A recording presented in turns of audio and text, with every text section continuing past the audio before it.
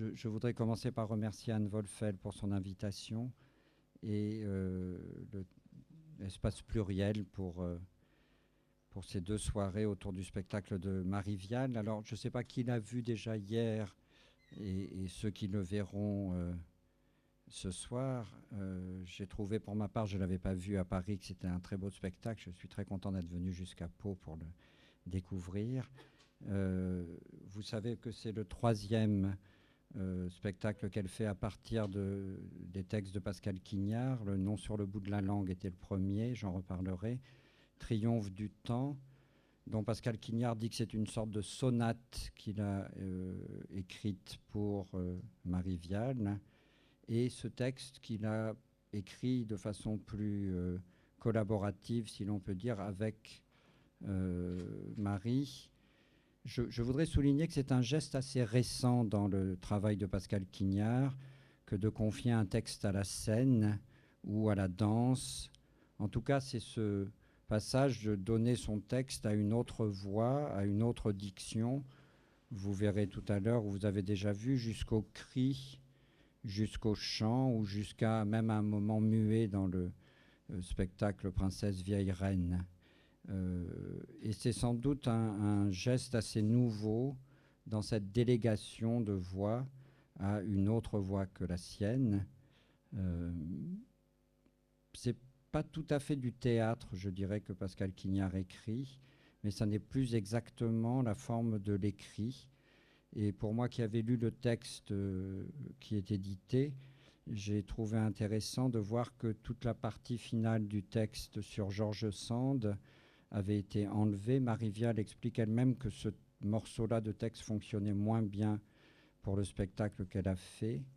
Et il me semble que dans ce que je vais dire sur la question de la voix chez Pascal Quignard, peut-être qu'on comprendra pourquoi cette partie-là, qui touche plus à la question de l'écriture et peut-être à quelque chose qui, dans l'écriture, ne peut absolument pas sortir d'un certain silence paradoxal de l'écriture, était plus difficile à passer dans un spectacle de forme théâtrale. Voilà, cette autre voix, vous l'entendrez ce soir, elle porte le texte de Pascal Quignard et il me semble qu'elle reconduit le même mystère d'une voix à la fois désirante et déchirée, sur lequel ce mystère, l'œuvre de Quignard médite d'une façon très singulière depuis maintenant 40 ans. Quand on travaille sur Pascal Quignard, il faut accepter de lire 2 ou 3 livres par an. Pascal Quignard écrit et publie beaucoup. C'est une œuvre qui aujourd'hui est une œuvre très importante et très conséquente. Voilà, je voudrais commencer ce petit parcours qui est un peu une manière de réfléchir à la singularité de ce que fait Pascal Quignard en commençant par l'opposition qu'il fait entre parler et écrire. Alors il y a certainement dans l'œuvre de Pascal Quignard une expérience fondatrice qui est celle d'un refus premier ou même d'une sorte d'effondrement de la parole. Très jeune enfant, Pascal Quignard a fait une sorte de dépression anorexique et mutique dont il parle dans certains de ses textes. Et je crois que cette expérience est tout à fait capitale. Je ne la mentionne pas ici en ce début de propos pour donner une sorte d'explication biographique seulement, mais plutôt pour indiquer que cette expérience marque un rapport essentiel au langage comme défaillance. Et je crois que c'est ce rapport-là qu'il faut souligner en commençant pour Pascal Quignard. Je vais lire un extrait du début d'un des livres qui s'appelle La barque silencieuse, qui commence ainsi. J'aurais passé ma vie à chercher des mots qui me faisaient défaut. Qu'est-ce qu'un littéraire ? Celui pour qui les mots défaillent, bondissent, fuient, perdent sens. Ils tremblent toujours un peu sous la forme étrange qu'ils finissent par habiter. Ils ne disent ni ne cachent, ils font signe sans repos. Alors vous aurez entendu, je pense, ce phrasé assez particulier de l'écriture de Pascal Quignard, où on a très souvent une sorte de rebond, de reprise, de correction et d'amplification, comme s'il fallait trouver une formule tout en la rendant incertaine. Vous aurez entendu aussi cette façon très particulière qu'a Pascal Quignard à la fois d'affirmer, c'est une œuvre très assertive ou très affirmative, mais en même temps de mettre en doute, hein, affirmant et d'une certaine manière nuançant ou revenant sur cette affirmation. Vous aurez entendu aussi, je crois, une belle définition du littéraire. Hein. Qu'est-ce qu'un littéraire? Celui pour qui les mots défaillent, bondissent, fuient, perdent sens. Homme des littéras, hein, des lettres, des signes disjoints. Et en commençant cette réflexion sur la façon dont Pascal Quignard envisage l'écriture, la littérature, je voudrais renvoyer ici à ce que dit un philosophe italien qui s'appelle Giorgio Agamben, dans un livre qui s'appelle Expérience et Histoire, dans lequel il souligne l'idée que, contrairement à ce que dit la philosophie de façon classique, hein, pour la philosophie, l'homme est un animal parlant. C'est plus chic si on le dit en latin, homo animal loquens. Et Agamben souligne qu'en vérité, ce n'est pas de cela qu'il s'agit, puisque l'homme est plutôt un animal qui ne cesse d'apprendre à parler. Et que donc, au lieu que le langage nous soit ainsi donné, il faut garder souvenir de l'expérience fondatrice, initiale, originelle, par laquelle nous avons été, j'y reviendrai, infants, c'est-à-dire sujets humains encore incapables de parler. Et Agamben ajoute que cette expérience de continuer à apprendre à parler, il y a peut-être deux choses qui nous la rappellent, à la fois l'apprentissage des autres langues, hein, quand on se retrouve dans cette situation de celui qui ne sait pas parler, mais aussi, ajoute-t-il, la littérature. Et il me semble que l'œuvre de Pascal Quignard participe de cette même méditation. Donc d'une certaine façon, il y a partout ce rapport à la défaillance du langage. Cette expérience, elle est partout redoublée, rejouée, et elle entraîne une sorte de retrait devant la parole. Le premier spectacle de Marie Vial, hein, était tiré du texte qui s'appelle « Le nom sur le bout de la langue », et c'est cette expérience que le texte de Pascal Quignard met en scène de trois façons. Je ne sais pas si vous connaissez ce livre, qui me paraît une assez bonne porte d'entrée dans l'œuvre de Pascal Quignard. Enseignant la littérature contemporaine, j'ai un peu une préoccupation de ne pas faire rentrer les futurs lecteurs par les voies les plus ardues des œuvres ou les plus dissuasives. Je pense que si vous n'avez jamais lu un livre de Pascal Quignard, ce petit livre, Le nom sur le bout de la langue, est une bonne manière de vous familiariser avec l'œuvre. Je vous conseillerais moins de rentrer par les tout derniers textes plus spéculatifs et peut-être plus difficiles. Dans ce livre, on a trois formes qui sont mises ensemble. Le livre commence par un conte qui raconte l'histoire d'une jeune femme qui, pour se marier, doit faire une ceinture brodée pour son futur mari. Et comme elle n'arrive pas à le faire, elle passe un pacte sans trop s'en rendre compte avec le diable. Et la condition que donne le diable est que quand il reviendra, si elle ne se souvient pas du nom du lieu qu'il lui a donné, d'où le diable vient, il emportera la jeune femme. Et donc il y a une sorte de série de 3 épreuves, parce qu'à chaque fois, cette jeune femme oublie ou perd le nom, hein, qui lui reste donc sur le bout de la langue. Voilà. Ensuite de ce conte, il y a une partie d'évocation personnelle où Quignard évoque la scène pour lui fascinante des moments où sa mère perdait les mots et qu'il restait comme ça suspendu au bout de sa langue dans des sortes de scènes de mutisme passager. Et après ça, il y a une troisième partie dans laquelle l'écrivain réfléchit, fait une sorte de méditation spéculative, si l'on veut, sur la figure de Méduse, autour de cette idée d'une pétrification, hein, et de cette stupeur du langage. Donc vous voyez que cette expérience originelle dont je parlais, hein, elle est celle d'un moment où quelque chose suspend le discours, l'interdit, le rend dérisoire. Hein. Alors ça peut se négocier en plusieurs façons. Pascal Quignard témoigne aussi d'un grand amour de tout ce qui est hors du langage. Et c'est dans son œuvre, dans sa carrière, dans sa vie, l'importance de la musique aussi, comme monde sans parole. il y a dans la famille de Pascal Quignard 2 lignées des linguistes célèbres, mais de l'autre côté, du côté du père, les linguistes, c'est la famille des Bruno. Hein. Pascal Quignard raconte cette chose assez drôle que chez ses grands-parents, donc les auteurs de dictionnaires nombreux, on était environné de dictionnaires et que dès que quelqu'un disait quelques mots, la famille allait chercher dans des dictionnaires grecs, latins, etc. Vous imaginez une scène de famille assez atypique, mais je ne sais pas si c'est un modèle. Donc l'importance de la musique du côté de la famille paternelle, et Pascal Quignard a lui-même une pratique de la musique baroque, mais aussi une méditation importante dont je rendrai peu compte ici, sur ce qu'on pourrait appeler le silence des images, sur la peinture, depuis les grottes de Lascaux jusqu'à la peinture latine, jusqu'à un très beau livre écrit sur Georges de la Tour, où Quignard reprend une expression du XVIIIe siècle, XVIIe et XVIIIe siècle, qui parlait des images quates. Les images silencieuses, c'était le vieux nom des natures mortes.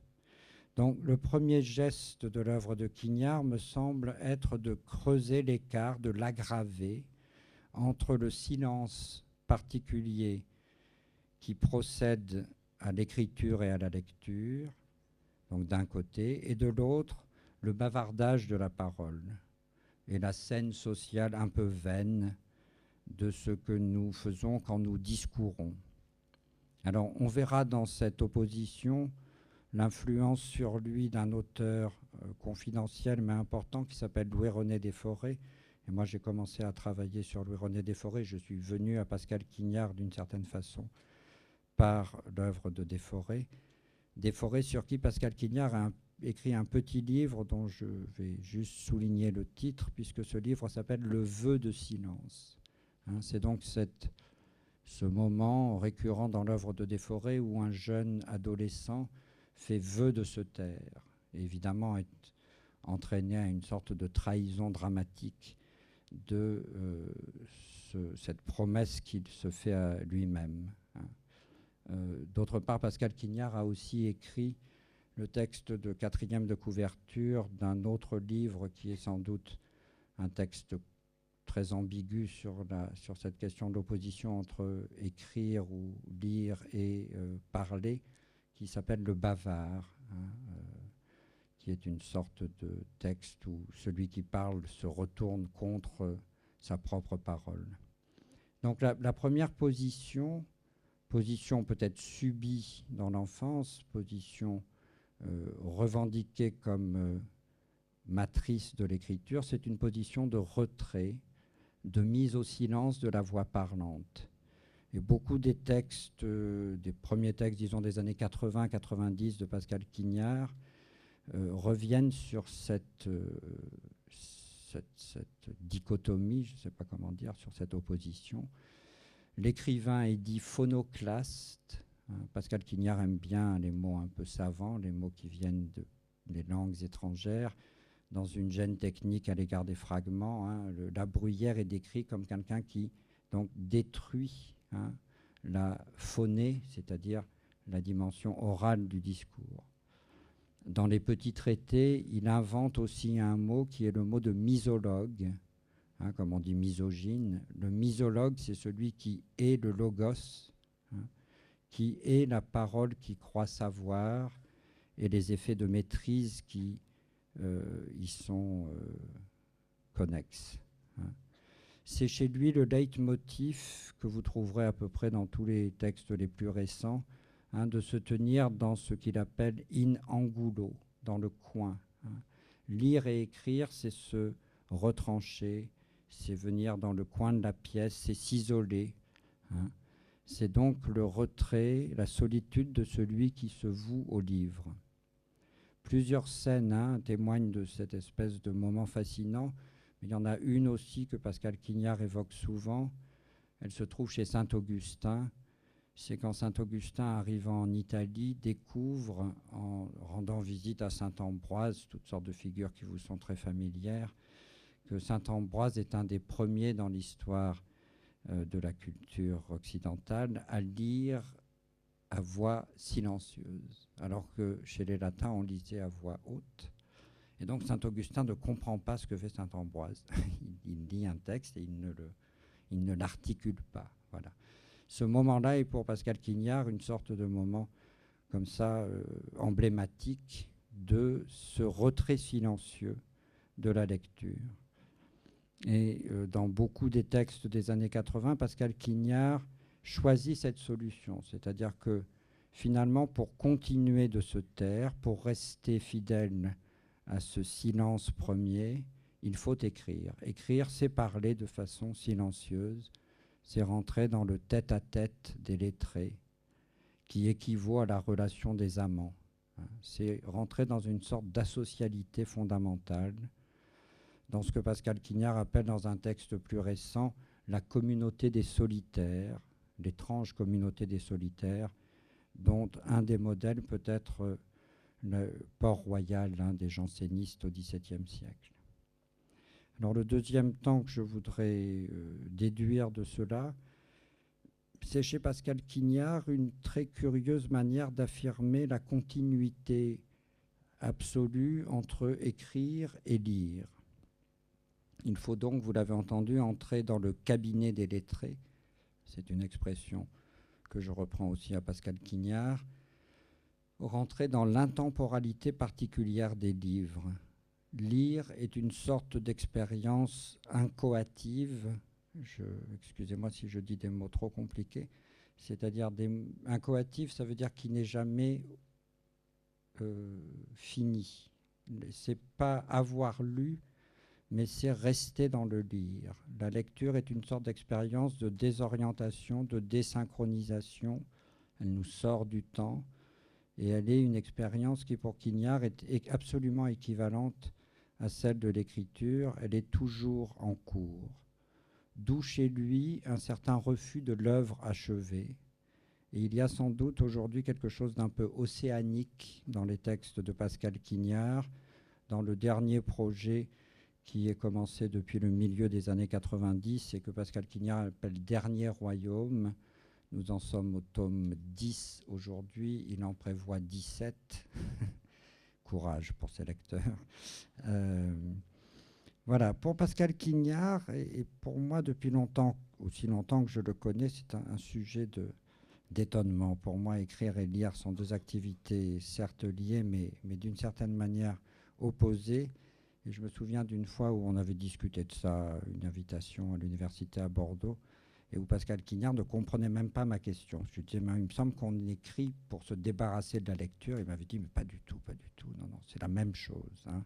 C'est la même chose parce que le geste d'écriture a lieu dans les livres, avec les livres. Pascal Quignard écrit dans, sur, hein, avec une manière très particulière, si vous l'avez lu, de commenter, de citer, de traduire, de reprendre. Hein. Donc c'est une œuvre qui est un extraordinaire relais de textes, de culture, de savoir. Je suis en train de relire l'ensemble des textes qui s'appellent Petits traités, hein, qui sont l'un des lieux où on peut voir ce déploiement de lecture, d'érudition. Hein. Pascal Quignard a le goût affirmé des textes rares, peu connus, parmi lesquels certains secteurs, si l'on veut, sont particulièrement importants pour lui. J'en donne 3 exemples qui comptent beaucoup.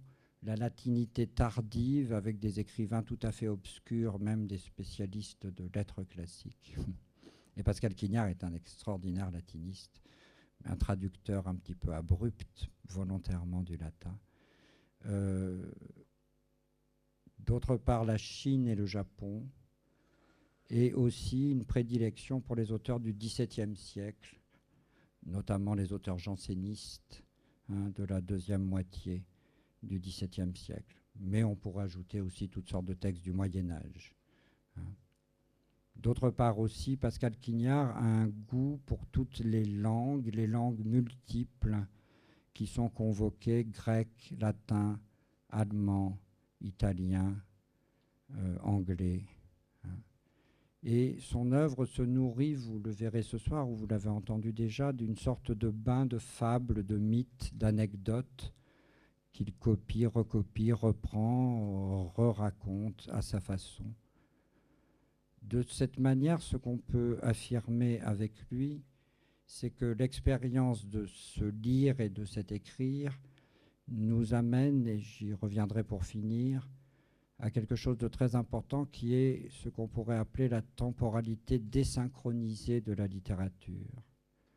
La littérature nous fait accéder à l'expérience fondamentale d'un temps plus ancien, plus en retrait. Elle nous sort de notre présent, mais d'une certaine manière, nous ne sommes pas nous-mêmes synchrones à notre propre présent. C'est une des thèses que Pascal Quignard soutient dans La barque silencieuse. Et cette expérience désynchronisée de la littérature, vous verrez qu'elle permet de mettre ensemble une histoire qui se passe sous Charlemagne, une histoire qui se passe dans la Chine très ancienne, en même temps qu'une histoire qui se passe au Japon. Toutes les histoires étant d'une certaine manière toujours ensemble dans ce temps qui nous sort du temps. Et ça explique, ça nourrit, je crois, cette espèce d'appétit extraordinaire des livres chez Pascal Quignard et son goût de lecteur. Cela nourrit aussi une forme d'écriture, une forme littéraire multiple et pourtant toujours reconnaissable. Pascal Quignard n'aime pas les genres littéraires. Il s'en est expliqué dans un entretien en parlant de ce qu'il appelle la déprogrammation de la littérature contre les cases scolaires. Voilà, Pascal Quignard ne veut pas être un romancier, il ne veut pas être un essayiste. Et ce qu'il écrit ne ressemble à rien en même temps que ça tient de l'essai, du conte, du roman, du traité, de noms que Pascal Quignard donne lui-même à ses textes. Dans un des livres, il appelle cela de la rhétorique spéculative. C'est une sorte de méditation inlassable qui entretient une sorte de rapport fuyant à la vérité n'étant pas ce qui m'éclaire, dit Pascal Quignard au début du livre qui s'appelle Rhétorique spéculative. La vérité n'étant pas le but de quelque chose qui cherche pourtant à affirmer, et vous comprenez pourquoi je suis parti de l'idée que nous nous tenions dans un rapport à la défaillance. C'est cette défaillance peut-être qui nourrit donc un rapport au mot pour la nommer le plus exactement, tout en sachant que jamais elle ne sera entièrement nommable puisqu'elle résiste au langage. Un peu comme chez Georges Bataille, qui est un écrivain et un philosophe qui compte beaucoup pour Quignard, il s'agira plutôt d'une suite de définitions ou de noms qui seront tous plus ou moins inadéquats et donc toujours relancés. Pascal Quignard multiplie les noms de ce rapport à ce qu'il appelle parfois le Freudon, comme une sorte de voix avant la voix, ce qu'il appelle aussi le jadis, c'est-à-dire la poussée d'un temps immémorial, antérieur même à l'expérience du temps, ce qu'il appelle parfois la voix, ce qu'il appelle aussi bien l'abîme, le premier royaume, les paradisiaques, etc. Je pourrais multiplier les noms.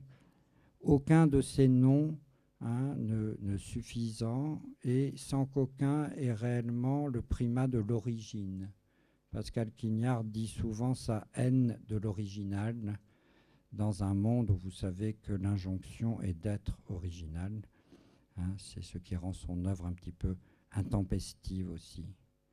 Dans cette multiplication des noms, Pascal Quignard a très souvent recours à l'étymologie, mais pas une étymologie qui cherche à fonder, pas une étymologie qui prouverait parce que le mot a voulu dire cela, que c'est là son sens unique, mais au contraire à l'étymologie pour dire l'épaisseur, l'intraductibilité du nom étranger. Donc tous les mots grecs, tous les mots latins viennent aussi dire une manière d'étrangeté, quelque chose qui ne peut pas tout à fait se résoudre dans la traduction, pour dire donc l'épaisseur et le sens pluriel, irréductible et insuffisant. Alors pourquoi cela? Parce que la question de la voix, la question de l'écriture participe chez Pascal Quignard d'une expérience fondamentale de la perte. Il y a comme une perte première, hein. Il n'y a pas d'origine, mais il y a d'abord une perte. Et la voix est dans ce rapport au perdu. Elle est l'une de ces figurations parmi d'autres. Alors, je vais prendre un petit texte que je vais évoquer ici, qui est un texte des années 80, qui s'appelle La leçon de musique. Je ne sais pas pourquoi ça se met à faire un petit tic-tac, mais c'est la bombe que j'ai programmée pour tout à l'heure. Ou c'est le tempo pour la musique, voilà, je sais pas. Il y a deux explications, c'est peut-être les deux en même temps, on va voir. Ce sera assez joli que ce soit la dernière conférence sur Pascal Quignard. Enfin bon. Donc, La leçon de musique, qui est un livre écrit avant et en écho. Je ne sais pas si vous connaissez souvent l'un des textes les plus connus de Pascal Quignard, parce qu'il a donné lieu à un film qui a eu un certain succès. C'est Tous les matins du monde. Donc les deux livres, La leçon de musique et Tous les matins du monde, évoquent la même histoire qui est celle du musicien baroque Marin Marais et des leçons qu'il a prises avec son maître en musique, Monsieur de Sainte-Colombe.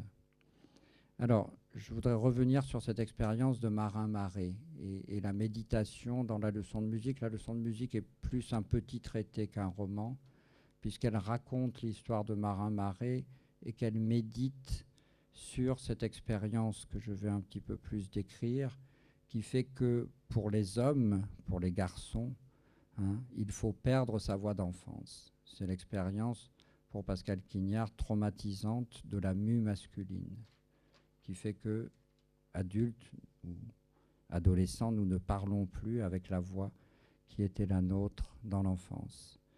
Alors, ceci ramène à deux choses qui ont trait à cette perte. La première, effectivement, hein, c'est, je le ressouligne ici, donc la problématique de l'infance. Étymologiquement en latin, infans, ça veut dire qui ne parle pas. Hein. Donc l'enfant, étymologiquement, c'est celui qui ne parle pas. Hein.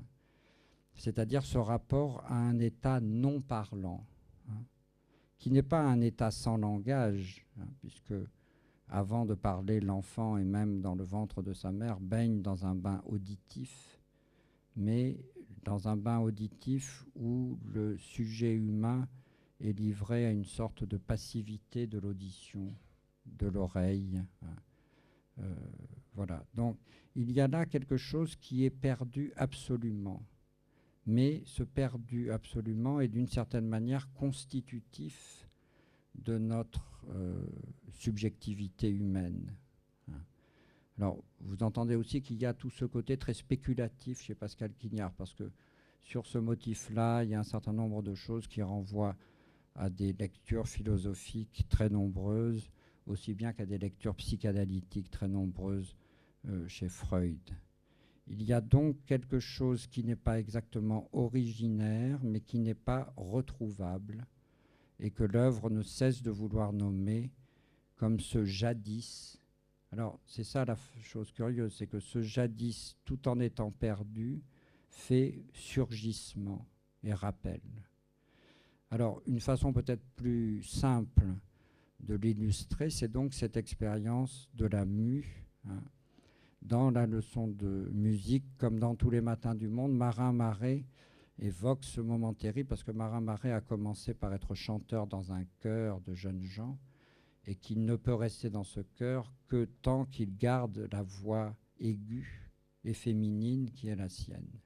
Voilà. Et au moment où sa voix mue, Marin est chassé de cette chorale. Il perd donc cette espèce de rapport avec la dimension enchantée du langage, puisque c'est la dimension aussi musicale qui était la sienne. Et toute la méditation autour de Marin Marais, plus spécialement dans la leçon de musique, tourne sur l'idée qu'on devient musicien pour compenser, pour retrouver. Alors, retrouver, le mot n'est pas tout à fait exact, mais pour, oui, compenser plutôt, hein, cette voix perdue. Peut-être plus par ascèse que par technique. Et si vous avez lu Tous les matins du monde, vous aurez constaté que M. de Sainte-Colombe a plus l'allure d'un maître zen que d'un professeur classique. Il y a donc, après cette perte, avec cette perte, dans cette perte, quelque chose qui continue de héler. Alors c'est un verbe un peu fétiche chez Pascal Quignard. Cette expérience de ce que nous avons perdu appelle depuis des lieux improbables le rêve, notamment, mais aussi la littérature, la dimension érotique de la relation amoureuse. Alors, je voudrais souligner qu'on voit au passage que d'une certaine manière, Pascal Quignard a une définition tout à fait moderne de la littérature.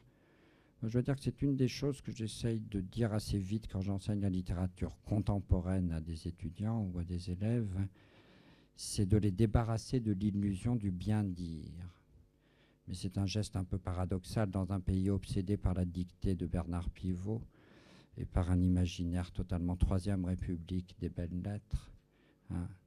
C'est-à-dire que la littérature n'a pas rapport à ce bien-dire qui serait le bien-dire définitif. Mais tout au contraire, elle consiste à bien mal dire, ou à mal bien dire, je ne sais pas. C'est-à-dire à maintenir le rapport à une forme d'impossibilité et à la nécessité de renommer toujours au plus près, mais d'une façon qui ne sera pas celle du bien-dire. Et cette définition, elle est largement celle de Rimbaud, de Michaud, de Bataille, de Beckett, et sans doute aussi de Pascal Quignard. Ça ne veut pas dire que l'écrivain ne soit pas celui qui dise des expériences qui n'ont peut-être pas été dites ou qu'il faut redire d'une autre façon. Donc ça ne conduit pas du tout, je veux insister là-dessus, à un désespoir du langage. Il ne s'agirait pas de renoncer au langage parce que le langage ne pourrait pas atteindre cette dimension du perdu ou cette dimension de la réalité. Mais néanmoins, ça n'est pas dans un rapport, si vous voulez, un peu classique ou scolaire, à la forme exacte, il n'y en a pas. Et donc plutôt dans la littérature, dans la lecture, dans l'écriture, il s'agit de maintenir un rapport à ce qui fait signe dans les interstices, dans les poussées du perdu, en adoptant sans doute depuis longtemps chez Quignard une forme fragmentaire, ou plutôt illimitée et brisée, qui peut tendre vers la liste dans Dernier Royaume. Et vous verrez ce soir que d'une certaine manière, même le spectacle de Marie Vial est ouvert. On pourrait rajouter encore des histoires de ces vieilles reines, comme cet enfant, elle évoquait ça hier soir assez joliment, mais j'avais eu l'impression en la voyant hier que c'était un peu de ça qu'il s'agissait, comme si l'activité était l'activité d'une petite fille qui reste toute seule dans une chambre où elle aurait dans un grand sac toutes sortes de déguisements où elle pourrait jouer un certain nombre de personnages. Forme fragmentaire, jeu des formes multiples, sorte de mythe d'Orphée où il faudrait accepter le perdu pour tel. De cette façon-là, la voix chez Pascal Quignard a toujours une dimension qui est liée aussi à la voix de Cassandre. C'est un motif qu'il reprend assez souvent,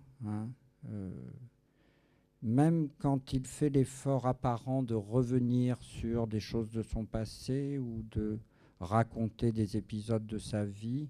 Je crois qu'il n'y a pas chez Pascal Quignard de dimension exactement autobiographique. Il a publié au début des années 2000 un livre assez curieux chez Poésie Gallimard, dans lequel il a réédité la traduction d'un poème extraordinairement obscur et abscon du poète Lycophron, j'imagine que vous n'en avez jamais lu, un texte qui s'appelle Alexandra, qui est certainement un texte très difficile, et il accompagne cette réédition d'un traité assez long qu'il appelle Zétès. Et dans ce traité, il essaye d'expliquer ce qu'il a voulu faire en traduisant ce texte-là. Je prends un petit passage parce qu'il y est question de la voix. Donc, revenant sur les raisons pour lesquelles il a traduit cela, il dit « Il ne s'agit pas dans ces pages de parler de moi pour parler de moi, mais de démêler ce à quoi obéit un corps quant à la voix, et peut-être quant au vide, où elle se meut quand elle s'écrie. Il s'agit dans ces pages de comprendre l'étonnante impulsivité de la voix vaine, l'étrange poussée qui contraint à écrire, le mystérieux appétit de dire, qui peut conduire à relayer une voix usurpée qui impose sa scansion, et plus encore, qui peut imposer jusqu'à son inintelligibilité. » Donc vous voyez que dans ce passage, hein, il y a ce rappel de la voix vaine, une voix qui est comme ventriloquée des autres textes, une voix singulière, mais qui n'est pas la voix d'un sujet, comment dire, qui affirmerait sa singularité, mais plutôt la voix d'une expérience qu'on pourrait dire transsubjectif. Hein. Il ne s'agit pas de parler pour parler de soi, donc c'est d'une certaine manière, et Pascal Quignard y insiste un peu plus dans ses derniers livres, le contraire d'un certain narcissisme actuel, le contraire de ce qu'on appelle la fiction. Hein. Pour Pascal Quignard, la littérature, la lecture, l'amour sont plutôt des formes qui nous ramènent à cette injonction, hein, ne deviens pas toi-même, qu'il développe dans La barque silencieuse, un livre qui date d'il y a 5 ans maintenant. Hein. Parce qu'il s'agit en fait à chaque fois de rester en rapport à quelque chose qui fait signe, trouée, éclat. Hein. Quelque chose qui peut être aussi énigmatique que ce que Pascal Quignard appelle ailleurs la nuit sexuelle. Hein. C'est même pas la scène primitive de la psychanalyse, mais ce serait l'idée que nous cherchons à imaginer la scène de notre engendrement, c'est-à-dire quelque chose d'absolument impossible, puisque nous n'y étions évidemment pas, pas encore. Hein. Et je voudrais insister parce que sur ça, il y a une sorte de folie aussi chez Pascal Quignard, il y a une sorte de violence dans la rêverie spéculative et fictionnelle. Cet appétit de dire est aussi une formidable énergie à reprendre, à revenir, à déplacer des thèmes parmi ceux que j'ai dit et d'autres encore, hein, qui sont d'une certaine manière, hein, toujours nécessaires à redire. Alors, je voudrais terminer en lisant un petit passage et en le commentant, si je ne l'ai pas perdu au passage, mais non.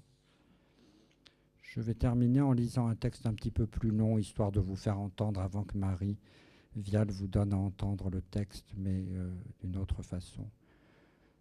Quelque chose nous tourne donc vers le perdu, nous tire à sa suite, et vous allez l'entendre, nous met même à genoux. C'est une expérience qui est une expérience violente. Hein. Mais pour que le perdu reste véritablement ce qu'il est, il ne peut être question de le ramener au jour ou de le convertir. En ce sens, l'œuvre de Pascal Quignard est une sorte d'envers peut-être pessimiste de l'expérience de Proust, hein, du temps retrouvé. Il n'y a pas de retrouvable. Hein. Il y a un très beau passage dans La barque silencieuse qui indique ce mouvement que je décris plus laborieusement. Au chapitre 8, qui est intitulé « Le diable de poussière ». Alors la première section de ce chapitre, tout La barque silencieuse est fait comme Dernier Royaume de chapitres très séparés qui vont de la petite notation du conte, de la spéculation un peu philosophique à des fragments de récits, etc. Donc ce chapitre commence par expliquer l'expression qui donne son titre au passage, car il s'agit d'une petite tornade minuscule, le diable de poussière, qui se produit dans les champs en été. Phénomène qu'un paragraphe décrit pour lui-même, avant de passer sans transition explicite, et si vous lisez Quignard, vous verrez qu'il y a souvent ces effets de juxtaposition très abrupte, à une notation d'un tout autre ordre, à la remarque que parfois nous gardons dans la journée trace et hantise d'un rêve de la nuit précédente. Vous avez ces moments où vous vous souvenez d'un rêve, pas au réveil, mais plus tard dans la journée. Et ce moment assez curieux où vous avez l'impression que c'est quelque chose d'absolument réel qui s'est passé, hein, et qui vient comme perturber aussi le cours de cette journée. Donc, dans cette survivance de la nuit, Pascal Quignard voit le signe de cette désynchronisation dont j'ai déjà parlé. Et il en vient à cette caractérisation que je trouve très belle des images du rêve. Donc je vais vous lire ce passage. Les images oniriques ont quelque chose des galets qui sont dans l'eau, qui brillent sous l'onde glacée qui file entre les menthes. Leur beauté fait qu'on se penche. On ne résiste pas à l'envie de s'agenouiller dans l'odeur merveilleuse qui s'élève des petites feuilles dentelées et duveteuses des menthes qu'on écrase au-dessus de l'Yonne. On roule la manche plus haut que le coude, on plonge la main dont la chair se met à frémir de froid. Les doigts, glacés et blancs, cueillent ces pierres au fond de la transparence. Ils les rapportent à la lumière, l'eau en dégoûte, l'air les assombrit, les yeux se découragent. Je parle des instants les plus denses de nos vies. Leur attrait se dérobe. Nous ne savons plus ce que ces pierres qui chatoyaient voulaient nous dire. On ne sait plus pourquoi, spontanément, on s'était mis à genoux. C'étaient des yeux terribles, c'étaient des robes de soie et des poitrines merveilleuses, c'étaient des sexes des deux sexes, des partitions déchirées, des meubles de province, un président jaune comme la cire, un nez aigu, deux amis, galets ternes, galets ternes. Alors, si je vous ai cité longuement ce morceau, c'était un peu pour le plaisir de vous faire sentir aussi l'éclat poétique de cette écriture, qui devient ici presque un poème en prose. Et c'est pour souligner la veine, qu'on peut dire, de poésie dans l'écriture de Pascal Quignard. Cette évocation, qui est à la fois dramatique et délicate, suspendue et irréversible, de la saisie dans l'eau glacée de la rivière de Pierre, de Galets à l'attrait impérieux, est pour moi une sorte de réécriture de La recherche du temps perdu de Proust. Comme pour le narrateur de La recherche, un élément du monde réel fait signe et appelle mystérieusement. Chez Proust, ce sont les clochers de Martinville, l'éclat d'un reflet, les arbres du Diménil. Mais ici, c'est quelque chose qui échappe, et qui va d'une certaine manière rester un hiéroglyphe indéchiffrable, un fragment sans continuité, des signaux qui ont perdu leur évidence avec leur clarté nocturne. Donc l'écriture, si elle ne peut rédimer le disparu, le retrouver, continue cependant de faire signe de son appel et de son attrait, de ce qui nous met littéralement à genoux, dans ce texte, et nous incline vers la minuscule palpitation du vivant, vers le galet qui brille, dans l'enivrement passager et sensuel des odeurs de menthe fraîche. Ce que l'écriture s'est gardé, c'est donc moins le résultat que le mouvement même qui nous a portés, violemment et spontanément, vers le jadis. Voilà un exemple du jadis. C'est comme si l'écrivain était ce nouvel Orphée, devant une Eurydice de nouveau, enfui et fantomatisé, mais qui témoigne, si vous voulez, de cette impulsion, de cette arythmie du temps dans le temps, qui fait le vif de l'existence. Je terminerai sur cette chose-là. Il me semble ce rapport à l'impossible ou ce rapport à l'intraitable que maintient la littérature pour Pascal Quignard. On voit donc l'énergie qu'exercent ces formes d'impossibilité, sous tous les noms dont il s'affuble, si je pense au costume que mettra ce soir Marie Vial. Force de la désynchronisation, puissance de fascination que Pascal Quignard rappelle partout, rappel d'une sorte de désidentification antérieure à tout sujet, de désubjectivisation. L'épreuve de l'impossible, elle est à la fois déchirante et ordinaire, puisque chaque rêve, chaque lecture nous ramène à cet autre état du temps. En ce sens, les expériences que décrit Quignard, celles auxquelles il nous fait songer, je trouve avec une grande puissance de rêverie, sont marquées aussi par un caractère pathétique ou dramatique. Ce qui frappe beaucoup en lisant Quignard, c'est que c'est une œuvre volontiers, je sais pas le mot tragique qui est le meilleur, mais certainement pathétique. C'est pas une œuvre d'un grand comique, l'œuvre de Pascal Quignard. Donc, quand est mimé le moment de suspension du mot sur le bout de la langue, ou le geste arrêté de la main qui ramène le galet. Mais ce sont aussi bien, et comme chez Proust, des expériences familières et communes.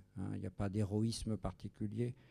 Et quand nous lisons Pascal Quignard, nous sommes ramenés à des choses que les uns comme les autres, nous avons finalement vécues, mais peut-être pas compris ou décrit de cette façon-là. Elles n'ont pas tout à fait besoin de l'aspect transgressif ou forcé des moments de rage, comme chez Georges Bataille. Elles n'ont pas l'abstraction vertigineuse d'un discours purement philosophique. Dans la simplicité de ce qui est évoqué, il y a énormément de très jolis passages chez Quignard pour décrire une aube, une lecture, le départ matinal de l'amant. J'aurais pu vous lire ce passage-là dans les tablettes de buis d'Apronénia Avitia. Il y a un très très joli moment où la patricienne romaine repense au départ de son amant le matin après les nuits d'amour qu'ils ont passées. Ou bien le retour d'un rêve ou d'une ancienne chanson d'enfance. Donc tous ces moments, dans tous ces moments, percent la même énergie obsédante, la même perturbation de la trame faussement unie du jour, le même indice d'une inadéquation essentielle de soi à soi. La variété des genres, aphorismes, poèmes en prose, traités spéculatifs, contes, récits, romans, est au service de cet impossible qui n'est pas l'indicible au sens strict, mais qu'aucun nom ne peut résumer. Héritier de la modernité, Pascal Quignard est aussi dans ce rapport renouvelé à la question de l'indicible, dont il ne reprend heureusement pas le poncif. On ne peut pas dire, on ne peut pas dire. Si, l'appétit de dire reste le plus important, mais un appétit qui sait que le vide ne peut pas se combler ni se recouvrir. L'écrivain appartient bien à une génération qui a grandi, il y insiste dans les textes les plus récents, parmi les ruines de la Seconde Guerre mondiale. Et ses premières années se sont passées dans la ville du Havre, entièrement détruite et en reconstruction, et donne à cette perception d'enfance une sorte de sens emblématique ou symbolique. Ce qui est en ruine, c'est peut-être définitivement la confiance que l'on pouvait accorder au langage ou au savoir. Mais cette prise de conscience ne débouche en aucune manière sur une résignation à l'indicible ou sur un désespoir de la langue.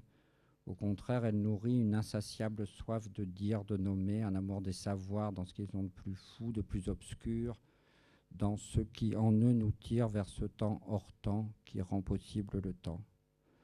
Ce que l'œuvre dit avec une énergie intacte depuis 40 ans maintenant, c'est sans doute cet intraitable, ce qui ne peut être entièrement domestiqué, ni assagi, c'est un thème très fort, ce qui sourd par mille brèches, ce qui déborde avec violence.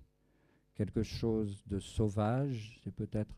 La question a été posée hier à Marie Vial de savoir pourquoi il y avait ces bruits comme de galopade et de cavalcade de chevaux au début. Elle a répondu, ou la question donnait la réponse en disant c'est peut-être quelque chose d'un peu sauvage. Elle a dit oui, je crois aussi. Quelque chose de sauvage, donc de très ancien, de même totalement archaïque, qui se tient pourtant devant nous. Quelque chose que je dois nommer, que je dois saisir, tout en sachant que cela défait le langage.